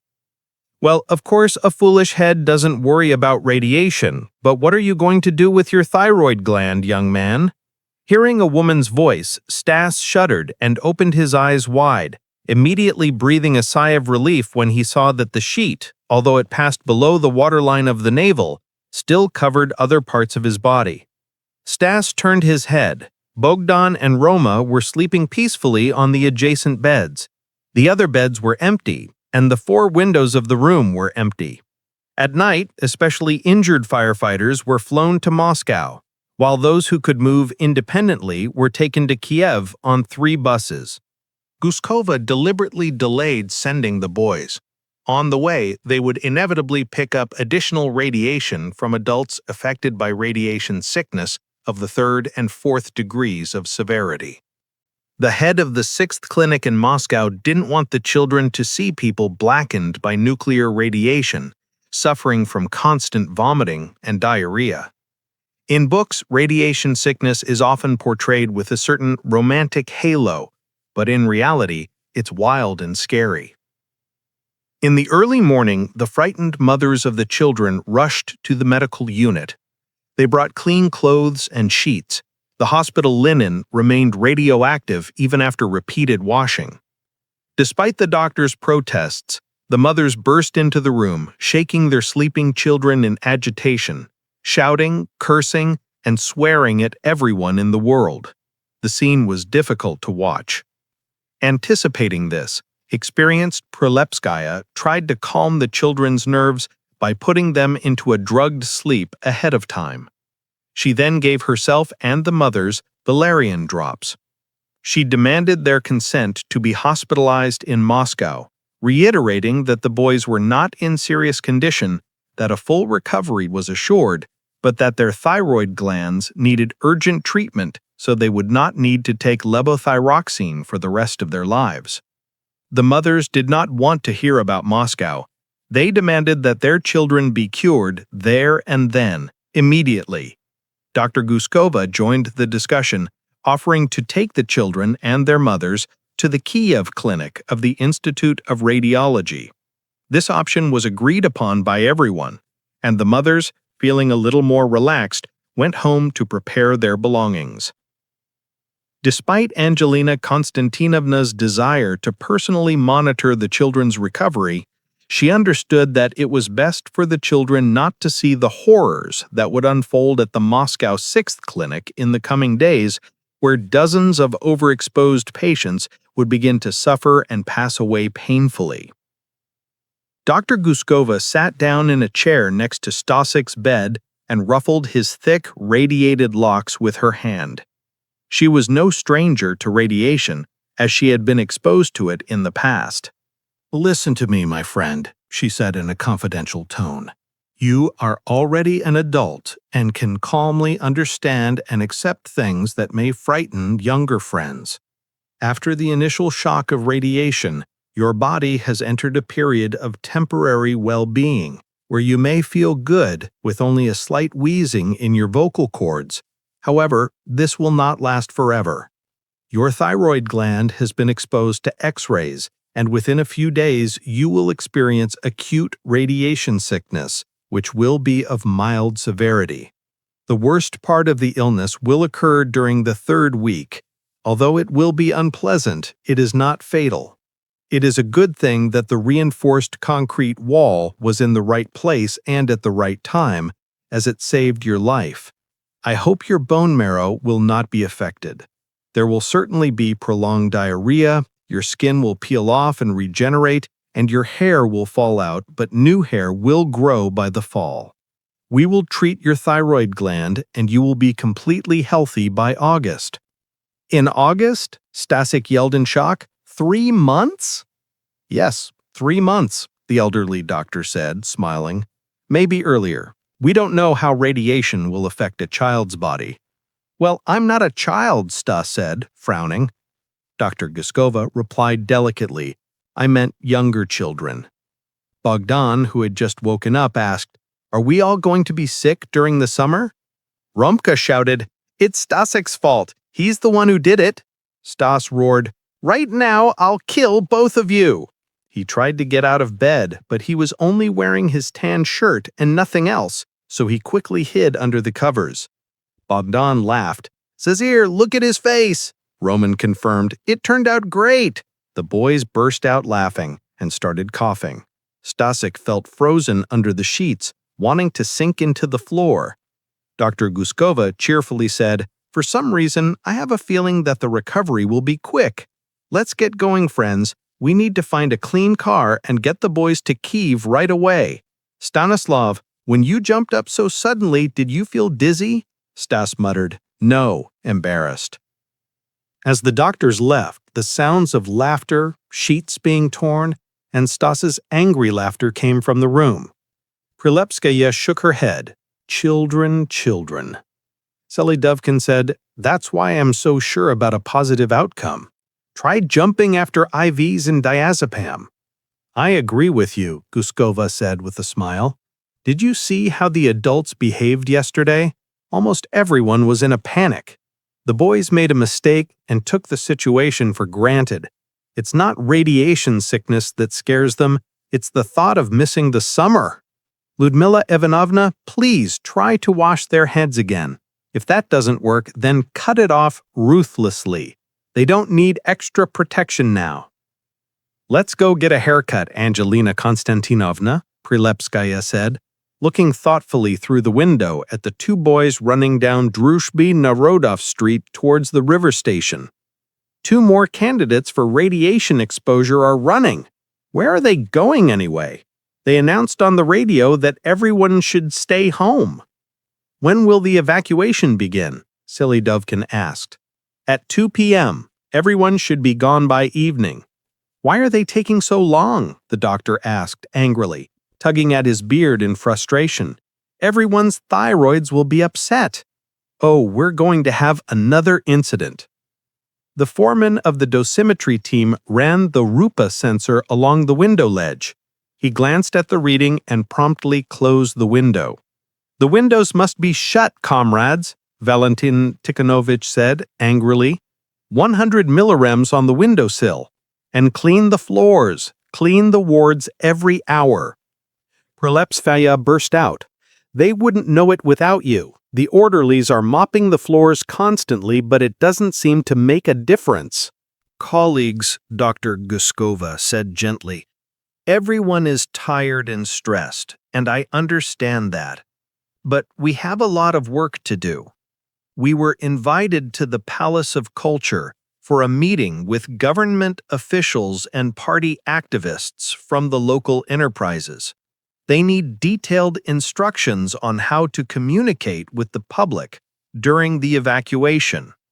I'm not sure, but I think the party might decide to evacuate Chernobyl and the surrounding settlements after Pripyat. She paused, looking around at her colleagues. It's a very difficult decision, and it's going to be tough for everyone. Prilepskaya turned pale and put her hand to her heart, whispering, Lord, help us. Lich glanced uneasily at the 4-story building of the hospital, with the large sign, I'm healthy for the people, on the roof. Your mother won't see you from the window. What's wrong? He asked Sasha. No. She works in another building. Sanyok casually shook his head. You can't see her from here. The boys, without saying a word, switched from running to walking. It was somehow surprisingly difficult to run. Their blood was pounding in their temples. They both had a headache, although they felt generally well. The boys didn't know that their blood pressure had risen, another symptom of radiation exposure. Sasha slept peacefully until morning. The nausea didn't return, and his legs, mysteriously tanned under his jeans, didn't bother him either, except for a slight ache in his calves from yesterday's run. Sanka's immune system, violently attacking the nuclides that penetrated his skin with a powerful flow of blood, calmed down in the morning, stopping its resistance, as if realizing the futility of fighting a dangerous and powerful enemy. The body quickly gives up on radiation, in exchange for a peaceful respite of several days. In the morning, Sasha woke up to the deafening ringing of his phone. It was Lech Kuzenko, with an idea that was pretty great. He wanted to ride a rocket to Kyiv to see his older brother, and then come back to Pripyat if school started again on Monday. If not, well, so what? School could go to hell for all he cared. Sasha gave the idea of 5+, but traveling on a rocket wasn't cheap. It would cost $10 each way, and that was a lot. They would have to borrow some money from their parents' budget. Their mom would kill them. But when was the trip? Sunday's 4-hour trip along the river and Kyiv Reservoir would be worth it. Without a second thought, Sanka left a note for his mom, packed some snacks from the fridge in his favorite bag, and slammed the door behind him as he left at exactly 8 a.m. It's at these times that the city communication hub will interrupt the Moscow broadcast. A scary female voice on the radio will tell an empty apartment that the evacuation of Pripyat residents is scheduled for 2 p.m. Chapter 6. Green RAF 2203 pulled up to the central square and turned off the engine. The minibus driver, Senior Lieutenant Klimchuk, hesitated a few seconds about turning onto the avenue. Then he resolutely pressed the gas, and the RAF raced off down Kurchatov Street towards the 16-story building with the USSR coat of arms. "Where are you going, mustache man?" the fat nurse yelled indignantly in her deep voice. "Don't you know where to go?" "We don't need to go on the Chernobyl highway," Starley said authoritatively. "We'll get extra fuel near the reactor and take the bypass road to Ivankov, then straight to Kyiv." "You better open the window up a bit, otherwise the guys will breathe in all that radioactive dust. They seem a bit drowsy." Katerina looked around at Stasik, Bogdan, and Roma, who were all dozing off. She gently stroked her son's hair, which was once full and thick, but now looked a bit messy. "Yeah, I gave him some relanium to help them sleep on the way over," the nurse said again. "We were real tired last night. Staska's been a real pain in the butt for me. I fell on ice last year and broke my arm, you know. Other people fall all the time and nothing happens, but this one had to break his arm. His right arm. It's so unfair, but at least it's good for him. He doesn't have to do any homework. Anyway, yesterday I did something crazy. I snuck past the police cordon with some neighborhood kids and got right up to that nuclear power plant. Luckily, the cops caught us before anything bad happened. I sent my husband off to Kyiv yesterday and took my son today." Ekaterina was dabbing her eyes with a tissue, trying to hold back tears. "Heading straight for the reactor?" Volodya asked in surprise. "There were hundreds of radiation levels in the rubble. How did those guys get in there?" "You don't know what kids can do," the nurse said with a sigh. "You don't have any of your own, do you?" Volodya stepped on the gas and the RAF sped off down Zavodskaya Street, taking a shortcut. The needle on the speedometer hit 100. "It's about time," Klimchuk continued the conversation. "I should have brought my masks. How could I not have thought about it? I have a wife and son back in Minsk. It's been a year and a half since I graduated from chemical engineering and started a long-term project. I also got a residence permit in the capital and a one-bedroom apartment. And then, out of the blue, we got alerted and the whole team was called in. Japanese kerosene, I tell you. Now I'm here measuring radiation with my X-rays." Volodya angrily slammed the lead radiation meter box on the next seat with his right hand, and Rafik jumped. Klimchuk chuckled and grabbed the wheel with both hands. Stas snorted in his sleep. Bogdan and Roma banged their heads together, but didn't wake up. "Drive more carefully," Bull bashed the mustachio. "You're not driving for potatoes, you're driving for tea." Katerina's spoke in a fascinatingly calm voice, as if to emphasize the importance of each word. The starlet was twirling his black, luxurious mustache in annoyance.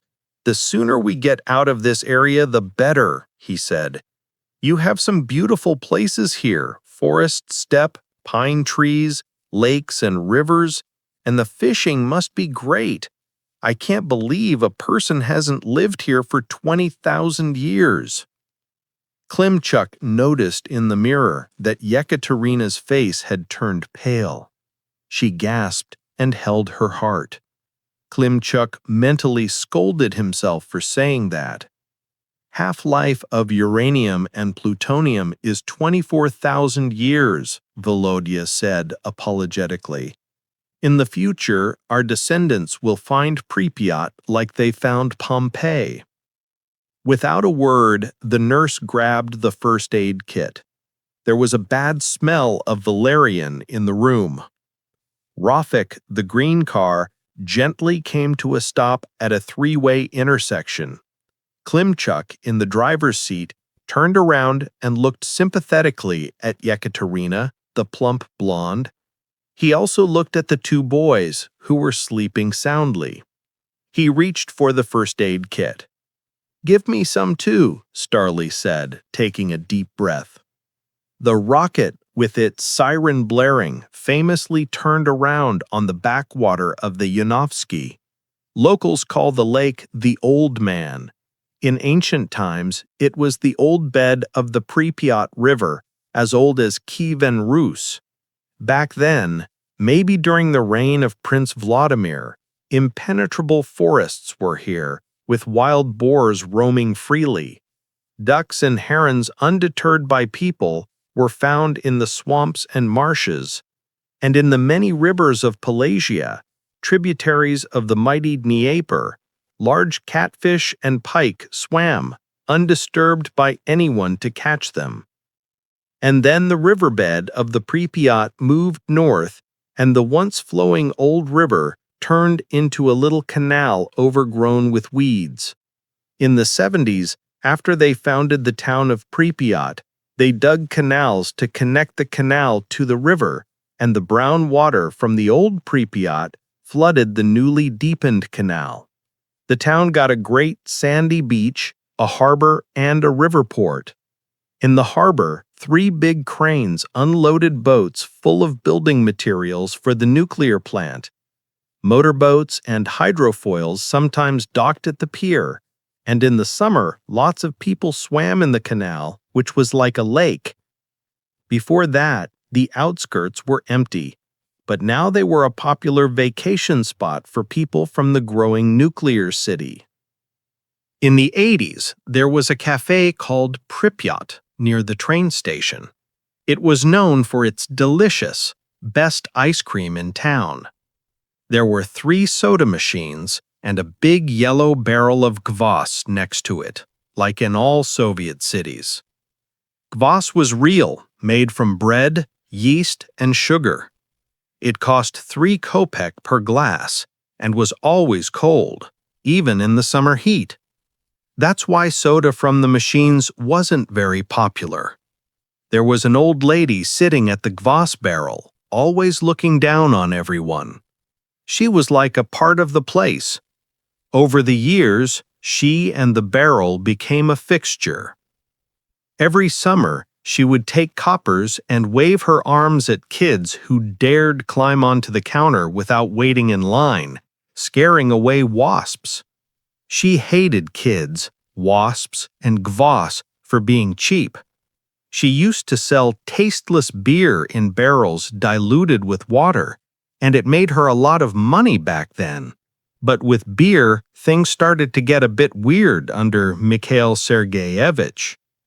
Today, despite it being Sunday afternoon and the grandma not being around, the empty keg was locked up, dozing peacefully under the warm spring sun.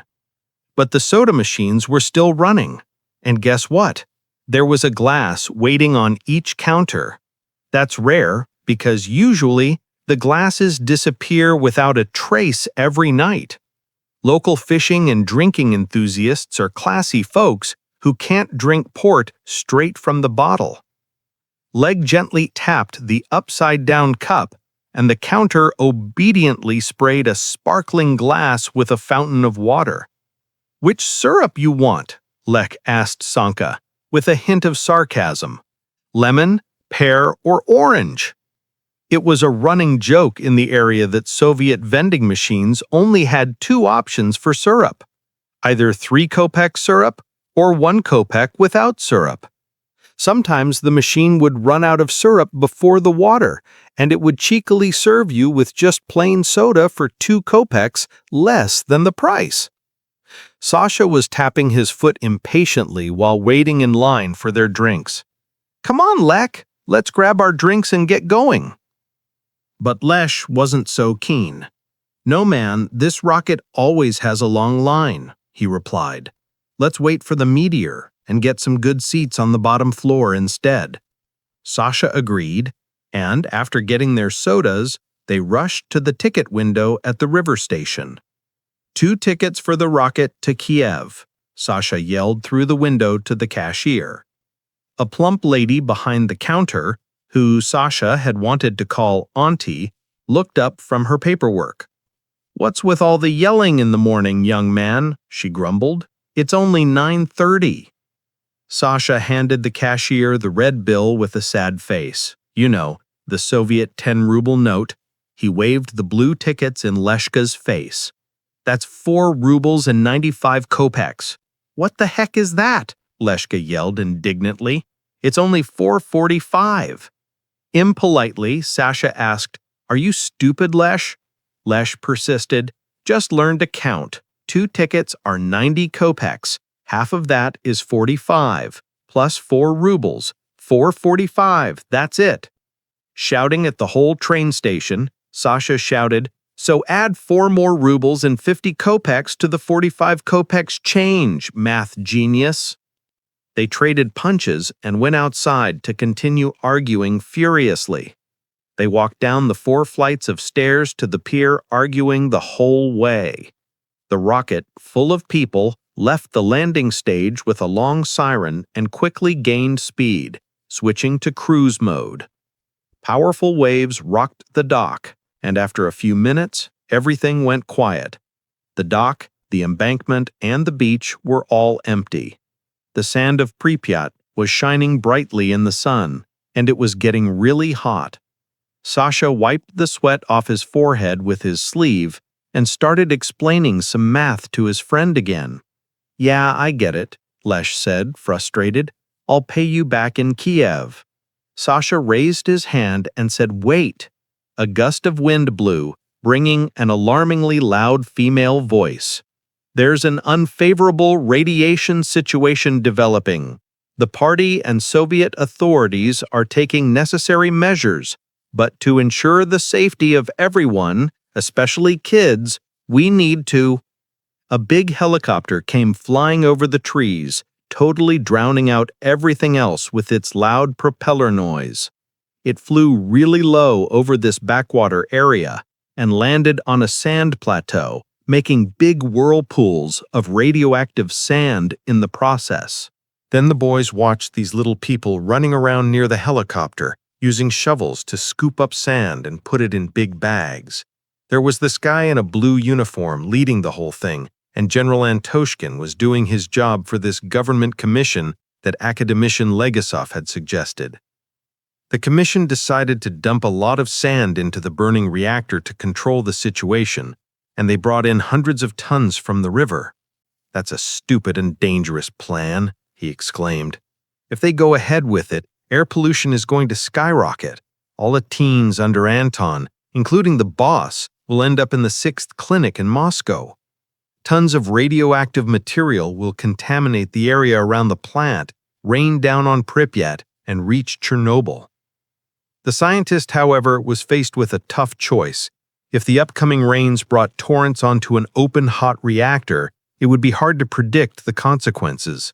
Legasov didn't realize there was barely any nuclear fuel left in the reactor, so there couldn't be a chain reaction. He should have just let the graphite burn out and focused on cleaning up the 4th unit. Maybe that tragic mistake would have led the respected scientist to take his own life. 2 years later, on the 2nd anniversary of the disaster, he passed away in Moscow. Sasha narrowed his eyes in disbelief. What are they thinking? I bet the reactor will get covered in sand from helicopters, said Lech, who was always quick with a guess. That's a great idea, to put out a fire with sand. Let's head to the boat dock and see what happens. So the guys headed over. From the old guy Yanowski's boat dock to the nuclear power plant site was less than 2 clicks away. Gamma rays, although weakened by distance, might still hit those stupid boys.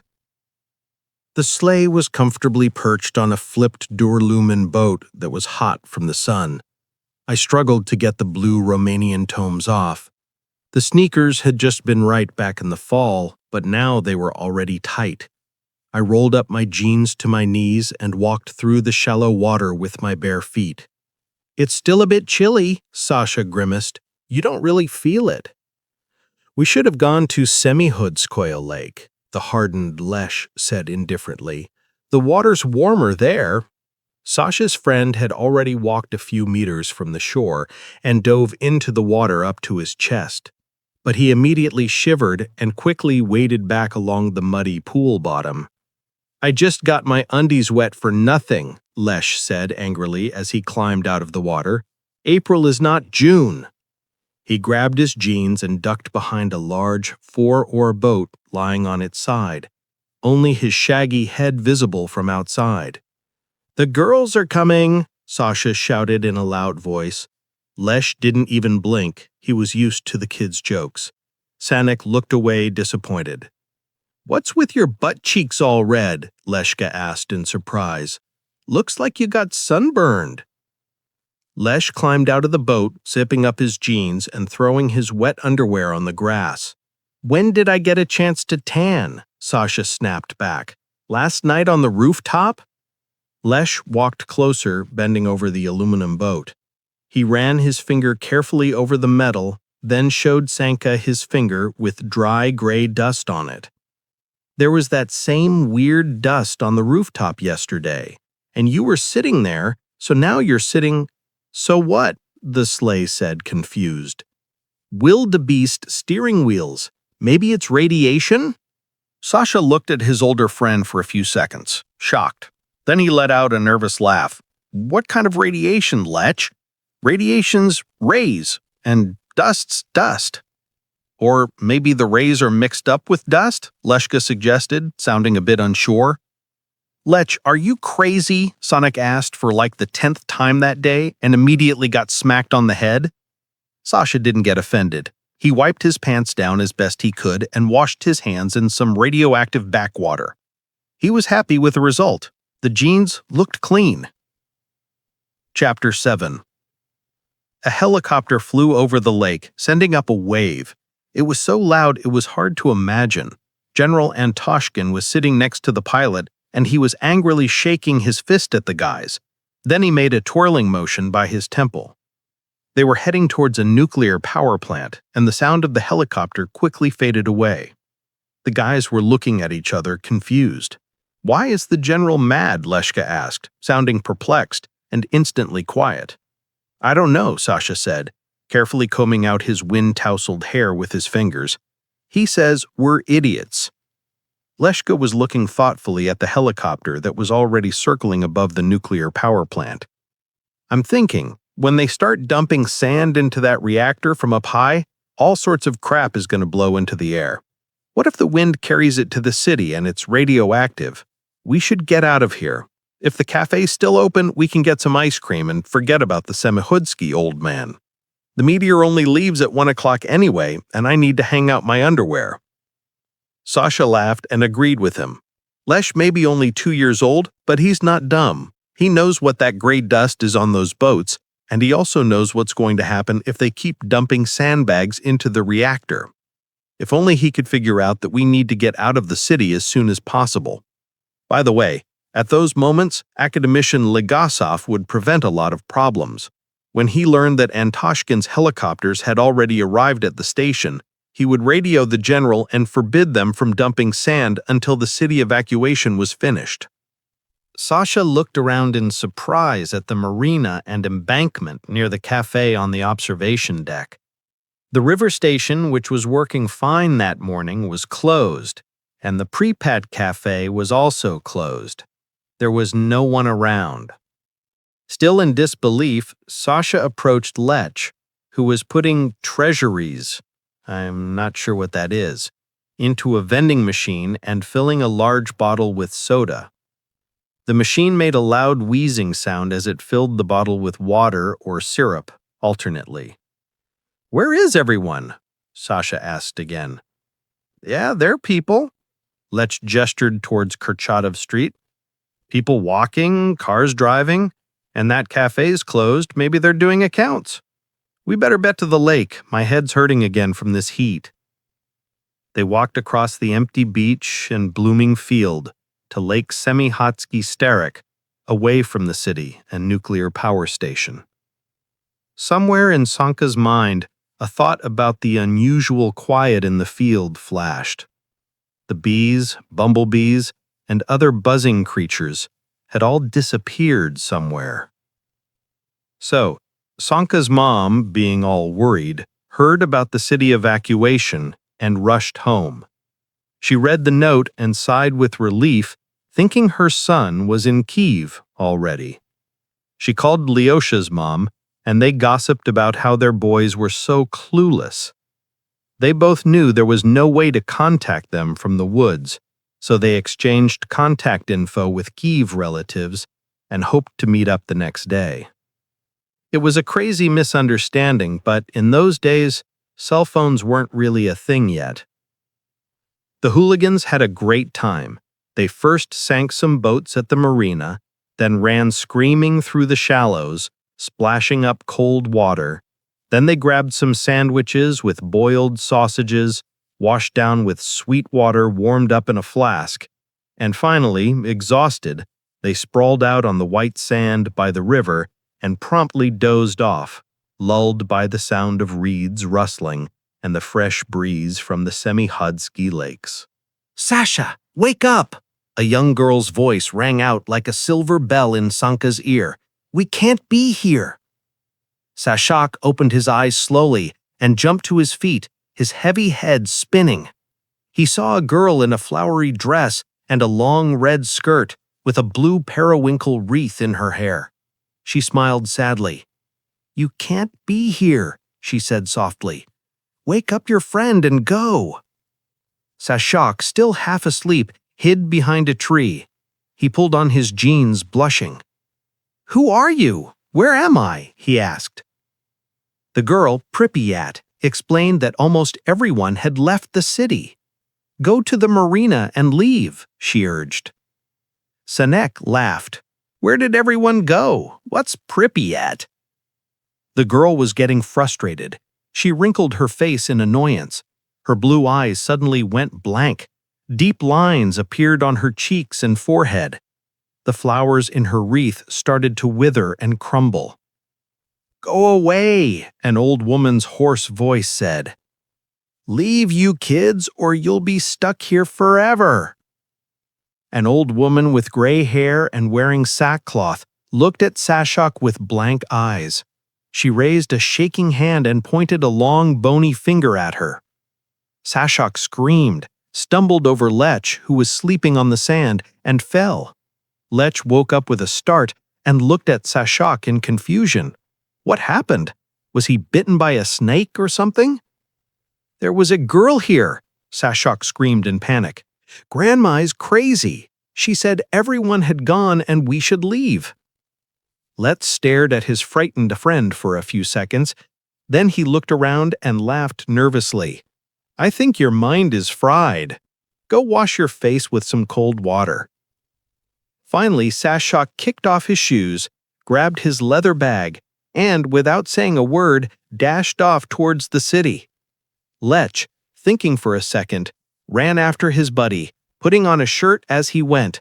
Sashak's panic had rubbed off on him. Carefully avoiding the old and creepy semi-cod cemetery, the guys hopped out onto Stroidely Avenue. "What happened, man?" asked Leach, panting. Sanyok stood still, silently staring at the totally empty avenue. Far away, a line of buses were slowly turning onto heroes of Stalingrad Street. The last residents of the unfinished 5th District were leaving Pripyat. Sasha checked his watch. It read 1601, 04, 27, 1986. The numbers flickered indifferently on the LCD screen. Leach remembered when his aunt had shouted into a bullhorn, "There's an unstable radiation situation developing." "That was a warning, right?" he asked, sounding distant. Before Leach could finish, a red bus screeched to a halt near them, startling the boys. An elderly, nearly bald man behind the wheel looked at them in surprise. "Hey, it's Nikolai Grigorievich," said Sasha suddenly. Nikolai, an engineer working at the Chernobyl nuclear power plant site, finally spoke up. "Hey, Sash, what are you guys doing here? Everyone was evacuated in buses, but you guys are just hanging around like that?" The two guys were confused and silent. Nikolai scratched his sweaty head and thoughtfully said, "Well, let's get in my car as soon as we can. I'm taking you to the Jupiter plant. They haven't evacuated everyone yet. Maybe they can help you get to Kiev." Suddenly, Leach remembered that they had tickets for a rocket leaving. "Are the rockets still running?" Nikolai asked in disbelief. Well, come on, let's go to the pier. Sasha and Leech climbed into the back seat of Nikolai's red Lada, pushing each other. Nikolai hit the gas and the car roared down the avenue, barely making the turn onto Semikhodskaya Street. The city was dead. You only see that in the early hours of New Year's Day. Instead of snow, there was invisible radioactive ash falling on Pripyat, killing everything in sight. The air level was already at 1 X-rays per hour on the outskirts. In the distance, a siren rang out. The guys jumped in the car. The meteor storm from Kiev had arrived. They were heading to the Yanovka backwater. Despite the dangerous radiation, hydrofoil boats would sail from Pripyat to Kiev until May. The teams of fast boats would brave the danger to rescue residents from the exclusion zone. Many crew members would later get sick from radiation exposure. Lelchenko parked the car by the river station on Embankment Street. "Oh, look, guys, you're not the only ones who missed the boat," Nikolai Grigorievich rumbled in his deep bass, switching between Russian and Ukrainian. "Here's 100 rubles, and the train's gone. Well, see you later, man. You won't be lonely in the city, will you?" Sasha asked with surprise. Lelchenko gave a sad smile. "No, there are tons of people like us here. People to work with, stores to close, money to earn, the hotels open, the restaurants here. You never know." As Sasha reached for his bag with the tickets, the seafaring girl waved them away wearily. "Who needs those tickets now? Take these seats." Somehow the guys squeezed into the packed cabin. Half-heartedly, they found a seat by the window. They barely squeezed into a seat on the right-hand side of the carriage. It smelled like sweat, garlic, socks, who knows what else. The afternoon sun was hot and bright. "I think a lot of people are going to get away with it," Lek whispered. "Then let's just go with the flow." The meteor sounded its siren like it was saying goodbye to the city and slowly pulled away from the pier. Sasha glanced over his shoulder. On the deserted deck near the cafe, a girl in an embroidered Ukrainian shirt was waving after the ship, either with a scarf or a handkerchief, a very young girl about 16 years old. "There it is, Pripyat!" Sanyok shouted in a hoarse voice, trying to swallow the lump in his throat. "Alive! Alive, Pripyat!" Lek pressed his nose to the glass, then looked at Sanka blankly and dramatically batted his eyes. "You definitely have a screw loose! You're freaking me out!" A gray-bearded grandpa, sitting across from me with a big suitcase on his lap, was looking thoughtfully at us kids. His old eyes were full of tears and he kept wiping them with the sleeve of his beat-up jacket. "Live, Pripyat," he muttered softly. "Who knows, kids? Maybe you'll be back here someday." Then a young guy with a cap asked, "Why are you crying, Grandpa? We'll all be back in 3 days. That's what the radio said." The old man stubbornly shook his beard and angrily smacked the glass with his weak hand. "In 41, the radio said a lot too, but Hitler came straight to Kiev and even Moscow almost fell. But I knew that the Germans wouldn't drink Dnieper water for long. They got so drunk they're still talking about it. How can you fight an enemy like that?" The meteor shot out of the dead zone and onto the runway, picking up speed fast. It lifted off the ground and started to fly. The nose of the plane vibrated as it went. On the right side, about 2 kilometers away, there was a nuclear power plant. You could see the black block at the 4th unit from a distance. There was also a haze of hot air, like a big cloud, over the destroyed reactor. "Man, what have those guys done?" Grandpa muttered. "You can't just take a whole bunch of Katyushas like that. You need brains, not brute strength." The cabin of the boat was silent. Gamma rays were pounding the boat like a hurricane. Suddenly, Sasha felt sick. He rushed to the bathroom. Sonya would have a tough summer ahead of him, with radiation dermatitis and a long recovery in Kiev and the Crimea. When school started on September 1st, 1986, Sanya would go back to class as a different person, a 14-year-old who had survived a nuclear accident. At school, kids like Sanya would get the nickname Chernobyl hedgehogs because by autumn, their hair would barely be growing back. On the evening of April 27, 1986, Stasik was riding his bike Ukraine down Lenin Komsomol Avenue. The city lights hadn't been turned off yet. Nearby at the Polizi Hotel, things were happening. A government commission was still working, and in the nearby restaurant, some of the first liquidators were having a rushed dinner, stuffing their faces with radioactive food. But the amusement park was silent and empty. The last rays of the setting sun were burning out in the dark windows of an abandoned vocational school. The wind was wearily sobbing in the yellow cabs of the Ferris wheel, like it was complaining to the giant iron structure about its hard life. The tall residential buildings, numbed in the twilight, were getting ready to face their first empty night. Stan leaned his bike up against the Ferris wheel ticket booth and looked back at the girl in the white embroidered shirt about his age. He smiled and got a big, toothy grin in return. Stan obviously liked the girl, and she obviously liked him too. "Will you tell me your name?" he asked shyly. "What are we even doing here?" "No! Do what you promised me first," the girl replied, shaking her long hair and sending a blue periwinkle crown flying off her head. Stan picked up the crown and tried to place it on the girl's head, but she gently pushed his hands away and pointed at the roof of the booth. "Do what you said you would," she insisted. He deftly climbed up on the roof and looked down at her. "Which booth?" She pointed to the one in front. "Just climb over and jump." Her voice rang out like a silver bell as she said, "You'll see for yourself and understand." Stan shrugged, climbed into the booth, crouched down, thought for a sec, and jumped off. It was quiet in the empty park. A black pincer jumped out from the bushes and, with a loud doggy squeal, ran around the booth sniffing Stas's tracks. "Live Pripyat!" Stasik's excited voice came from nowhere. "Alive! Can you hear that, Caesar? Wait, I'll get you soon."